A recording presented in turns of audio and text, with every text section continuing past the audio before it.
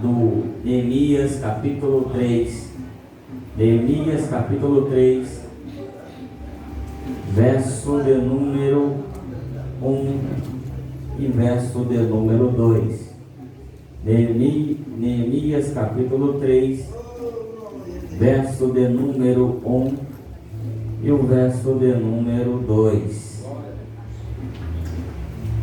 Glória a Deus. Hoje, meus irmãos, titulado como Culto da Saudade, alguns louvores que não ouvimos mais geralmente em nosso meio. E quero louvar a Deus pela vida dos meninos, na qual prepararam um repertório para louvor e honra do Senhor Jesus. Neemias capítulo 3, verso 1 diz assim: Então o sumo sacerdote Eliasibe se levantou com os seus irmãos, os sacerdotes, e reconstruíram o portão das ovelhas. Como é o nome do portão? Portão das ovelhas. Portão das ovelhas. Em outras traduções vai estar escrito Porta do Gado. Eles o consagraram, colocaram os portões no seu lugar e continuaram a reconstrução até a torre de Sem e a torre de Hananel. Ao lado dele trabalharam os homens de Jericó, e ao lado deles Zacur, filho de Imri. Somente esse texto para pensarmos um pouco naquilo que o Senhor propôs em nosso coração. O livro de Neemias, meus irmãos, assim também como o livro de Esdras e o livro de Esther, fazem parte dos últimos livros históricos que nós vamos encontrar em toda a literatura veterotestamentária. É interessante pararmos para pensar em todo um contexto, porque senão parte de um contexto histórico do que está a acontecer nos dias de Neemias. Quando nós começamos a estudar o livro de Neemias, nós vamos entender que o livro de Neemias é um livro pós-cativeiro babilônico. É um livro onde nós vamos encontrar alguns dos nossos irmãos israelitas, especialmente os da tribo de Judá, que estavam a regressar, a voltar do cativeiro babilônico proferido pelo profeta Jeremias, no capítulo de número 25 e o versículo 11, quando o texto diz: Toda esta terra virá e será ruína, objeto de horror, e estas nações servirão ao rei da Babilônia 70 anos.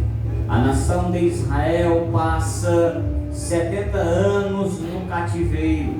E se tem uma coisa que a nação de Israel aprendeu lá no cativeiro, foi tirar a idolatria do nosso meio. Até hoje, a nação de Israel não é mais uma nação idólatra. Pode estar em volta a outro tipo de pecaminosidade, mas em volta à idolatria, o cativeiro foi tirado do meio de Israel. A idolatria foi lá no cativeiro que eles tiveram de aprender que só existe um Deus, que só existe um Senhor, que só existe o Rei a qual nós servimos. Existem situações em nossas vidas que o Senhor nos leva para o deserto. Existem situações em nossa vida que o Senhor faz com que venha a acontecer. Isso é nada mais, nada menos do que a vontade permissiva de Deus em nossas vidas. Às vezes passamos por lutas, passamos por dificuldade, passamos por momentos difíceis, mas é nesses momentos que o Senhor trabalha em algo especial em nossa vida, Foi assim como a nação de Israel. Quando a nação foi para o cativeiro, lá eles aprenderam que só existe um único e verdadeiro Deus. É nesse período que a nação de Israel vai estar dividida entre, pelo menos, o Reino Norte e o Reino Sul. É bem verdade que o Reino Norte tinha cerca de 10 tribos e o Reino Sul aproximadamente e somente 2 tribos. As tribos de Israel vão estar divididas nesse período. É nesse período que a nação de Israel está dividida, que o rei da Babilônia, Nabucodonosor, invade a cidade santa, invade a Jerusalém. E é nesse período que ele leva parte dos nossos irmãos, levam cativo para a Babilônia. E quando nós paramos para pensar acerca do que está a acontecer aqui, é algo muito triste, porque Nabucodonosor não só leva em cativo os irmãos que estão em Judá, mas também ele resolve destruir a cidade de Jerusalém. É nesse período que o templo é destruído. A Bíblia vai dizer no livro de Neemias que as portas também são queimadas, as portas são derrubadas, as muralhas que existiam naqueles dias, eles foram desconstruídas, foi tudo para o chão. Nabucodonosor causa uma devastação total naquela que era bela, naquela que era formosa. Você vai ver isso quando você for ler o livro de Lamentações. O livro de Lamentações é escrito por alguém que esteve nesse período difícil da nação de Israel. Quando você se depara com uma leitura mais pensativa acerca do livro de Lamentações, você vai ver que o profeta Jeremias, o profeta das lágrimas, o profeta chorão, vai relatar passo a passo, sentindo a dor de quem estava a viver naquele momento. Mas é nesse período, enquanto Jeremias está a profetizar por ali, Neemias vai estar no palácio ali também, a levar, a trazer ao rei alguns argumentos para que pudesse ele trazer uma reconstrução acerca da cidade de Jerusalém. Quando nós lemos Neemias, meus irmãos, ainda no capítulo de número 2, nós vamos perceber que Neemias está a servir ao rei.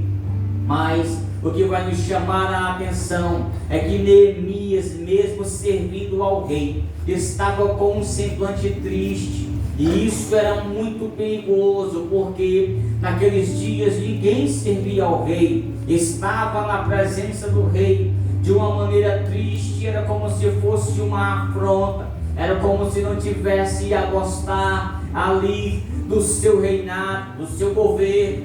Parece, meus irmãos, quando nós fazemos um paralelo aqui entre a tristeza, o semblante descaído de alguém diante de um rei, é o retrato da igreja brasileira. Talvez seja a mesma forma que você se encontra, triste, abatido, cabisbaixo, mas está servindo ao rei. E a pergunta que o rei faz a Neemias é: o que está acontecendo com você? Porque você está com um semblante triste. Neemias vai relatar tudo o que estará acontecendo com o seu povo, porque ele ouve do seu irmão o que estará a acontecer. A nação de Israel está desolada. A nação de Israel, o povo agora está sob os escombros.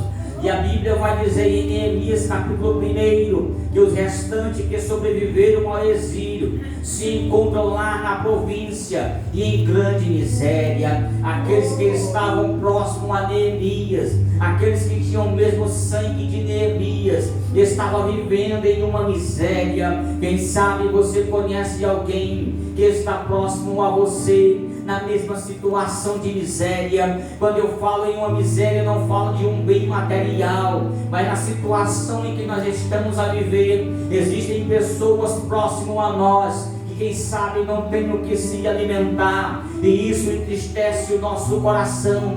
entristece a nossa mente, e nós como cristãos recorremos ao outro, recorremos ao nosso Senhor, que Ele vai lhe suprir a necessidade daqueles que estão tristes e abatidos, principalmente com a sua presença.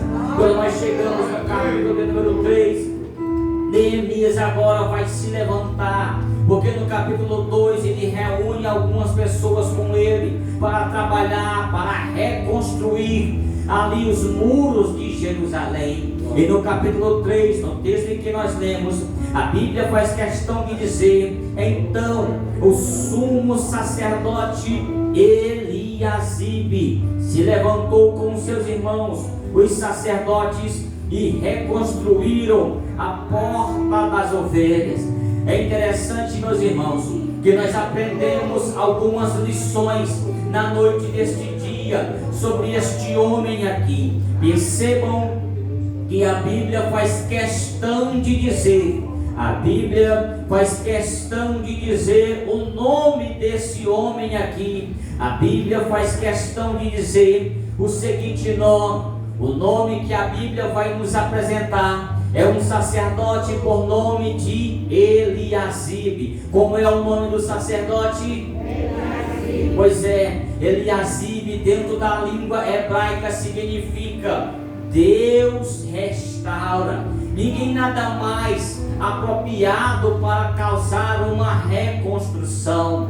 Ninguém nada mais apropriado com esta titularidade de sacerdote e também com o nome que carregava para tomar a frente de uma grande construção. E é esse nome chamado Eliasibe que vai reconstruir a porta das ovelhas. Meus irmãos, e a nomenclatura deste homem por nome de Eliasibe, eu quero trazer a primeira lição dentro desse contexto para mim e para a tua vida. O Deus que restaurou, o Deus que levantou Eliasibe para restaurar as portas, as muralhas de Jerusalém, é o mesmo Deus que vai restaurar a tua vida, é o mesmo Deus que vai restaurar o teu lar, que vai restaurar o teu casamento, que vai restaurar a tua família, que vai restaurar o teu filho. Eu não sei qual é a área da tua vida que está destruída, mas o Senhor te trouxe aqui nesta noite para te dizer: hoje é noite de reconstrução espiritual, hoje é noite de reconstrução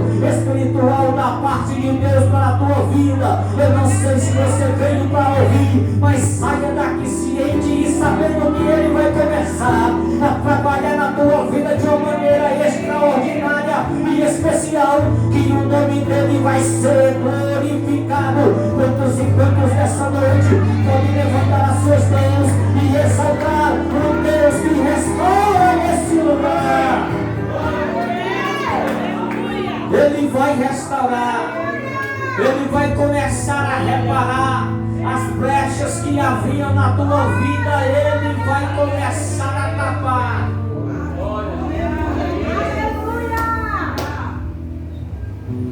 Glória a Jesus.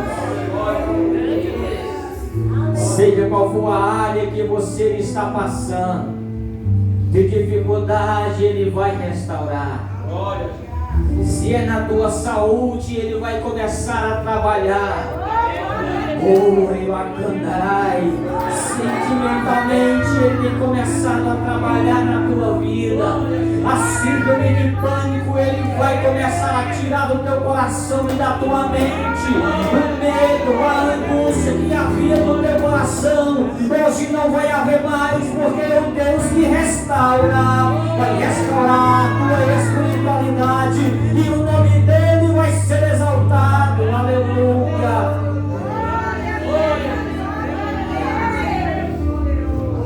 Mas percebam aqui, meus irmãos, que a porta que ele vai construir, a primeira porta, é uma porta específica, porque é a porta das ovelhas, ou a porta do gado.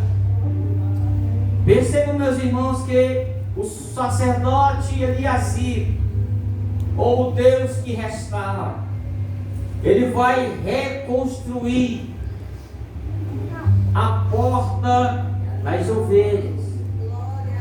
E por que essa porta carrega esse nome? Porta das ovelhas. Porque essa porta, meus irmãos, ela tem uma grande identificação e tem um grande simbolismo dentro da cultura judaica e também para nós.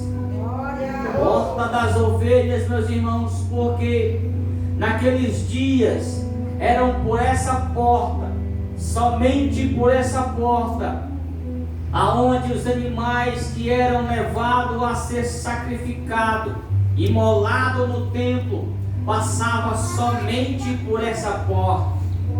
É por isso que essa porta, meus irmãos, ela é chamada Porta das Ovelhas, porque era a porta onde esses animais que eram oferecidos, consagrados, sacrificados a Deus, tinham que passar. É por isso que no texto em que você leu, vocês vão ver que ele vai dizer: eles o consagraram. Outra aplicação que podemos trazer para a nossa vida aqui. Quando nós passamos pela porta das ovelhas, nós somos consagrados ao Senhor. Nós somos separados para o serviço na qual o Senhor nos confiou. Glória a Deus. Percebam da importância que é, da importância que você tem, que você possa entender da magnitude e da responsabilidade que é imposta sobre a sua vida. Porque tudo que eu consagro ao Senhor, eu estou dizendo que é inteiramente para Ele. Vou dar um exemplo aqui. Se nós pegamos um instrumento desse qualquer e dizemos estar consagrado ao Senhor, esse instrumento só pode ser utilizado na obra do Senhor. Nenhum desses instrumentos aqui pode ser utilizado em festas mundanas lá fora, porque eles foram consagrados ao Senhor. A partir do momento em que eu e você confessamos o nosso Senhor como o único e suficiente Salvador de nossas vidas, nós estamos nos consagrando a Ele. Nós estamos nos separando para um serviço para Ele. E a pergunta é: você está levando a sério essa separação? Você está levando a sério esta consagração? Percebam que há uma responsabilidade dentro da decisão que nós tomamos como ministro, seja lá qual for a posição eclesiástica em nossa vida, ou até mesmo como membro de igreja.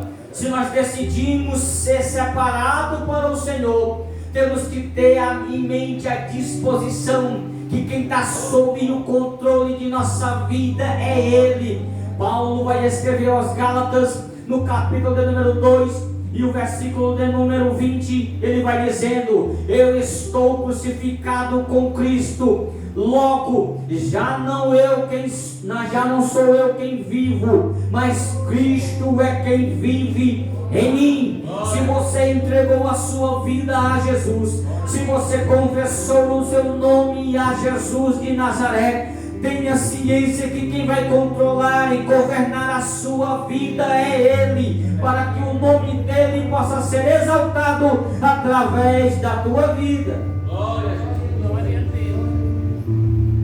Percebam, meus irmãos, que há uma responsabilidade. Paulo vai entender isso quando ele diz: eu estou crucificado com Cristo. Não vivo mais eu. Ele está dizendo: quem governa a minha vida é Ele. E por que nós queremos fazer aquilo que nos satisfaz? Por que nós queremos fazer aquilo que é mais prazeroso para mim do que para o Senhor? É uma pergunta que você tem que ir para casa pensando. Será que eu tomei a decisão certa? Não tem como voltar. Se você pôs a mão no arado, continua a caminhar. Paulo ele diz: por isso que eu prossigo para o alvo, que é Cristo Jesus. Pode estar desmoronando tudo ao nosso redor. Quem sabe pode estar faltando tudo em nossa despensa, mas se você serve a um Deus, se você crê que o Deus é o Deus de providência, Ele vai suprir todas as tuas áreas, todas as tuas necessidades, seja ela física, espiritual, emocional e também sentimental, porque Ele quer um relacionamento íntimo com cada um de nós e requer que você exerça a fé que existe dentro do teu coração. Mas é interessante, meus irmãos, quando nós estudamos acerca dessa porta. João capítulo 5, a partir do versículo 1, nós vamos encontrar algo, meus irmãos, surpreendente nesse texto. Porque nos dias de Jesus existia próximo a essa porta um tanque chamado de Betesda, no hebraico Betesda. Mas quando nós fazemos uma transliteração do vocábulo da palavra que ele usa, nós vamos chegar ao seguinte ponto, que Betesda significa casa da misericórdia. E o que acontecia naqueles dias de Jesus, quando ele chega nesse ambiente? Se você for ler o texto em sua casa, parando para pensar no que está acontecendo ali, é interessante você pensar que havia 5 alpendres, ou 5 pilares. Havia uma certa distância da onde estava este homem, que havia sido acometido de uma paralisia por cerca de 38 anos. Esse texto é bastante conhecido como o paralítico do tanque de Betesda. E alguns historiadores vão dizer que aquele homem não era paralítico de nascença. Aquele homem tinha sido acometido de uma paralisia, ou seja, ele era alguém sadio, ele era alguém sã, mas a paralisia havia o acometido. E por que ele estava ali? Segundo alguns historiadores vão dizer que quando o povo de Israel subia para as festas em Jerusalém, os familiares pegavam este homem e deixavam ele a certa distância, porque não poderia ficar só em sua casa. Depois das festas, ele pegava ele novamente e levava para a sua casa. Mas se você for ler de uma maneira bastante calma e bastante tranquila, o que está acontecendo ali, no diálogo que este homem tem com o nosso Senhor Jesus Cristo de Nazaré, é interessante que o homem vai dizer, Jesus vai perguntar a este homem o que ele pretende que ele faça. E ele diz: Senhor, já faz 38 anos que eu espero chegar a minha vez, porque segundo o costume da época, havia uma crença que quando o anjo descia, que as águas eram agitadas, e quando quem primeiro pulasse no tanque seria sarado ou curado, de toda e qualquer enfermidade. Mas esse homem vai dizer para Jesus: não tem ninguém, não tem homem algum que me leve até esse tanque. Eu aprendo que essa porta aqui podemos também titular ou tipificar a porta do milagre ou a porta da cura, porque enquanto as outras pessoas estavam a esperar um anjo a movimentar as águas, quem aparece para esse paralítico aqui não é anjo algum. Quem vai aparecer para esse paralítico aqui é o próprio Senhor Jesus, o Rei dos Reis, o Senhor dos Senhores, o médico dos médicos. É Ele quem vai dizer para o paralítico: pega o teu leito, levanta e anda. Talvez você esteja pensando, talvez você esteja na noite deste dia, você veio para cá para quem sabe responder a tua pergunta que há no teu coração. Deixa eu te dizer algo da parte de Deus: não espere por homem algum vir o milagre. Quem vai te promover o milagre é aquele que tem a chave de toda autoridade. É Ele quem abre porta onde não há. É Ele quem faz e desfaz, porque Ele é quem comanda nesta terra e neste lugar.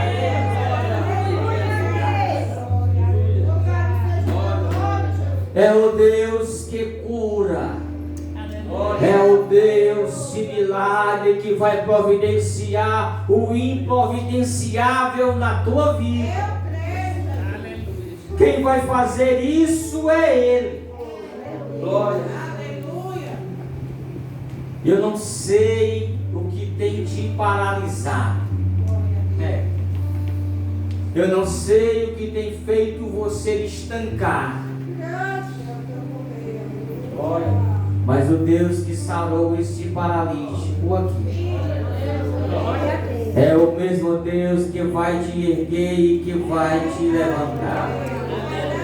É o mesmo Deus que vai te dar vitória e o nome dele vai ser glorificado. Quando você continua a ler em João capítulo 5, quando você chegar no versículo 14, a Bíblia faz questão de dizer, no versículo 13, aquele que tinha sido curado não soube responder, porque Jesus tinha se retirado. Aqui há uns curiosos de plantão. Quem foi que te curou? Sempre vai aparecer aquele ou aquela e dizer: como é que tu conseguiu isso, mulher? Quem foi que te deu isso? Não escute muito não, com esse tipo de gente não. Faça que nem o paralítico, aprenda com ele, porque ele vai dizer: aquele que tinha sido curado não soube responder, porque Jesus tinha se retirado. Por haver muita gente naquele lugar, mais tarde Jesus o encontrou no templo. Onde é que o paralítico estava agora? Tem muita gente que até Jesus cura, liberta e batiza, mas não fica, não volta no templo para agradecer o que ele fez em favor da sua vida. Por isso que eu estou dizendo: aprenda com o paralítico. Outrora você não caminhava, outrora você não tinha nada, mas quando ele te curou, te libertou, te deu um banho de misericórdia, te colocou na cadeira de príncipe, quer dar as costas para Jesus? Aprenda com o paralítico, porque Jesus já está no templo a te esperar. Ele vai dizer, e ele disse: olhe, você foi curado, não peque mais, para que não lhe aconteça coisa pior. O homem se retirou e disse aos judeus que tinha sido Jesus quem o havia curado. Percebam, meus irmãos, que ele está no templo. Glória a Deus. E Jesus diz a ele: tenha cuidado, porque você foi liberto daquilo que te parava. Eu te libertei daquilo que te parava. Ele está no templo adorando. Quem de nós não conhece pessoas assim? Que Jesus liberta, cura, passa um mês, 2 meses na igreja, louvando, adorando, mas aí sai, não dá satisfação a ninguém, sai. E o que é que vai acontecer? Olha o perigo que acontece aqui. Vai dizer: olha, você foi curado, não peque mais, para que não lhe aconteça coisa pior. Jesus adverte a esse paralítico, alguém agora que está caminhando com as suas pernas sozinho. Ele está dizendo: tenha cuidado, não peque mais, porque pode lhe acontecer, para que não lhe aconteça coisa pior. E não tem coisa pior do que morrer desviado da presença de Jesus. Glória a Deus. Porque quando você acordar no último dia do trono branco, você não vai ter mais Jesus como teu advogado.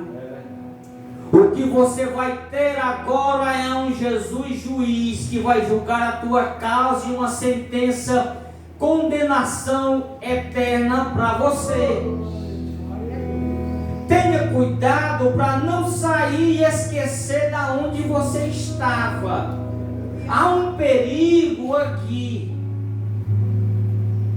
Quantas das vezes e quantos de nós queremos nos afastar, sair da presença do Senhor? Tenha cuidado. Jesus, ele diz: você foi curado, você foi liberto, você não pertence mais àquele mundo lá fora. Tenha cuidado para que não lhe aconteça coisa pior. Agora é com você. Se vai aprender com o paralítico ou não, eu não sei. O paralítico vai dizer que tinha sido Jesus que o havia curado. Depois que ele é curado, Jesus avisa a ele: tenha cuidado para não pecar e não acontecer coisa pior com você. Aí agora ele vai anunciar aos outros, aos curiosos, quem é que tinha feito isso com ele. O homem agora é evangelista. O homem agora já não fica mais parado. O homem agora se torna alguém que vai anunciar quem foi que o curou. É Jesus. É obrigação minha que um dia estava paralisado. É obrigação sua que um dia você estava paralisada. Jesus te curou. Não foi para você ficar estático, foi para você proclamar e exaltar ao nome do Senhor. Mas tenha cuidado, não peque, para que não lhe aconteça coisa pior. João capítulo 10 e o versículo 7. Nós vamos nos deparar com essa mesma porta aqui.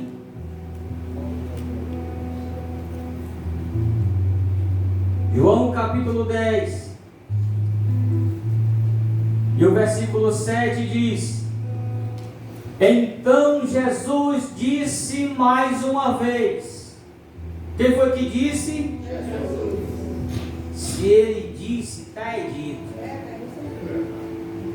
Em verdade, ele está reafirmando aquilo que ele vai dizer. Lhe digo que eu sou a porta de quê? A porta de quem? Ele está dizendo, eu sou a porta das ovelhas. Ele está, meus irmãos, afirmando que ele é a porta das ovelhas. E ele vai continuar dizendo, todos aqueles que vieram antes de mim são ladrões e salteadores, mas as ovelhas não lhe deram ouvidos. Nos dias de Jesus, já apareceu aproximadamente cerca de 70 a 72 pessoas dizendo ser ele o Cristo. Já nos dias de Jesus, se nós for fazer um cálculo desses dias de Jesus até a atualidade que nós estamos vivendo, chega para mais de 100 facinho. E nos Estados Unidos é o que tem mesmo. Mas é interessante no que ele vai dizer, eu sou a porta das ovelhas. Havia uma cultura naqueles dias ali, que o pastor da ovelha, quando ia colocar a sua ovelha no aprisco, ele ficava em pé, uma perna colada junto à primeira mureta do aprisco, e a outra perna junto à próxima à outra mureta, fazendo como se uma espécie de arco. As pernas estavam abertas, e ele fazia uma contabilidade das suas ovelhas. O pastor da ovelha, com as pernas abertas, as ovelhas passavam entre as suas pernas, e ele contava de cima para baixo se estava faltando algum. E ele está olhando de cima para baixo, à procura daquela ovelha que se desgarrou. Esse é o nosso pastor. Ele é o nosso pastor. Ele vai dizer no versículo 9: eu sou a porta. Eu sou a porta. Se alguém entrar por mim, será salvo. Se alguém entrar por quem? Por ele, Jesus. A pergunta é: quer ir para o céu? Quer ir para o céu? Tem que passar primeiro pela porta. Para ir para o céu, tem que passar pela porta. Só vai para o céu quem é ovelha, porque o pastor da ovelha estava de prontidão e sabia quem era bode e quem era ovelha. Só entra para a pastagem celestial quem um dia confessou a Ele como Salvador, quem deixou a praticidade do pecado, quem deixou a vida promíscua que vivia lá fora. Não tem como dizer que é ovelha andando em outros currais por aí. Jesus Cristo de Nazaré te trouxe aqui para te dizer: se você quer ir para o céu, tem que entrar pelas portas. Se você quer ir para o céu, é conversar o nome de Jesus como teu Salvador. Ele mesmo vai dizer: e eu sou o caminho, eu sou a verdade, eu sou a vida. O que tem pelo mundo aí fora é beco sem saída. Você vai se encurralar. Se quiser ir para o céu, tem que passar na porta. Não tem para onde correr. Neemias capítulo 3. Vamos voltar, né? Neemias capítulo 3. É interessante aqui, meus irmãos, se você for ler o capítulo 3 de Neemias, você vai entender o porquê ele não deixou ferrolho nessa porta. Prestou atenção? Vocês já leram esse capítulo aqui? Se você for ler de uma maneira bem devagarzinho, você vai ver que é todos os outros construtores. Vamos lá no versículo 3. Os filhos de Rasenaá reconstruíram o portão dos peixes. Aqui é outra porta, aqui é outra mensagem. Colocaram as vigas e os portões nos seus lugares, com os seus ferrolhos e as trancas. Na porta do peixe tinha ferrolho e tranca. Nas outras portas que vocês vão ver, aproximadamente, se não me falha a memória, 6 a 7 portas, vai ser um total aqui. Todas elas vão ter ferrolho e tranca. Mas essa porta, a primeira, a porta da ovelha, não tinha tranca. Aí a gente pergunta, por que é que ele não colocou tranca na primeira? Porque até hoje a porta da salvação está aberta para você. Ainda tem gente por aí que extravagava.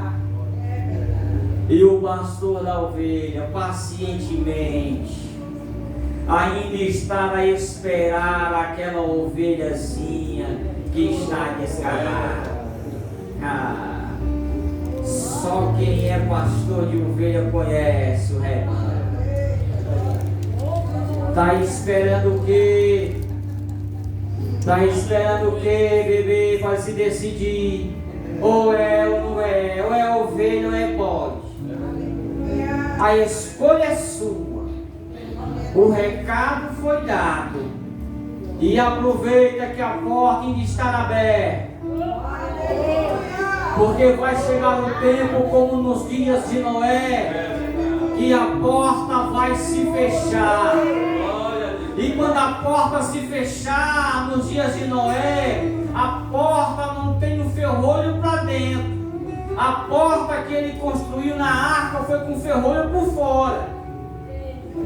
Vai bater, vai querer abrir, mas só quem abre a porta é ele. E o momento de entrar por essa porta é ele. Vai chegar um momento que você vai bater, vai gritar, vai se espernear e a porta da salvação fechou. Agora, meus irmãos, é condenação, é Sheol, é Hades, é inferno se não se converter na presença do Senhor. Está escrito. Está escrito. Vamos deixar desse evangelho de autoajuda, teologia coach aqui não. Aqui tem a Bíblia. Esse negócio de chave de casa, de carro, entregar CPF, eu não trabalho com isso. Não trabalho em concessionário, muito menos em imobiliária. Eu andei atrás de casa. E de carro também. Se fosse assim, né? É bom demais. Aqui não tem CPF para ninguém não. O CPF que tem é do céu. Quando você vem para Jesus, Ele apaga o teu nome do livro da culpa e escreve no livro da vida e vai te dar um nome